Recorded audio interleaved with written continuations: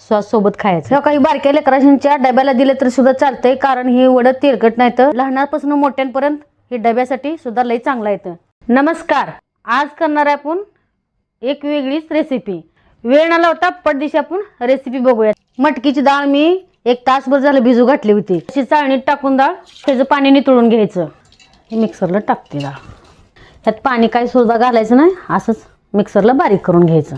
5 मिरच्या इथे टाकते. हे थोडं लसूण आहे, हे थोडंसं आलंय ते बी टाकते. बारीक करून आणले या भांड्यात काढून घेते. जिरी पावडर टाकते, धनिया पावडर टाकते, गरम मसाला टाकते, थोडीशी हळद पण टाकते, लाल मिरची पावडर टाकते, चाट मसाला टाकते, थोडीशी कोथिंबीर बारीक चिरली ताजी ती पण टाकून घेते. चवीपुरतं मीठ पण टाकते. बारीक चिरून घेतलेला कांदा टाकते. 2 चमचे तांदळाचं पीठ टाकते. बिन पाणी टाकता ही कालवून घेते. ह्याला पाणी टाकायची काही गरज नाही. का बरोबर ही मिक्स व्हायला लागले. सगळं झालं का, सगळं मळून झालं. ह्यात पाण्याचा एक थेंब न घालता बरोबर ही मळून घेतली. चला तर मग आता तवा ठेवलाय. ही 2 माप तेल वत्ते ह्यातच करून घ्यायचं आपण. ह्यात आता बारकं आपण वडं करून घ्यायचं. ह्याला आकार पण गोल द्यायचा असा चांगला. काय चाटायचं नाही, लई सोपं आहे करणं हे. हो का, झाला आपला वडा तयार झाला. हो का, असं सोडून घेते. तर दुसरा करते. लई जाड करायचं नाही, पातळ करायचं. दुसरा पण करून झालाय. हेच तेल असं करायचं. ह्याला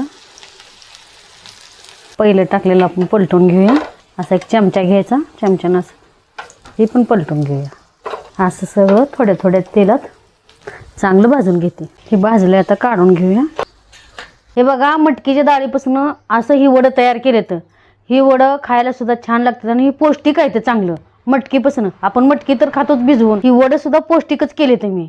लय तेलगट नाही, तेलात लय तळलं नाही, काय नाही. हो का, वरनं कुरकुरीत आतनं मऊ. तुम्हाला मोडून पण दावते एक. ही सॉस आहे, सॉस सोबत खायचं. मी खाते, तुम्हाला सांगते कसं झालं.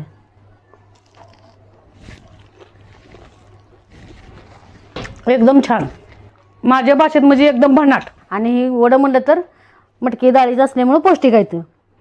मी ही केलं आहे, तुम्ही बी करा. कसं झालं मला कमेंटमधून सांगा.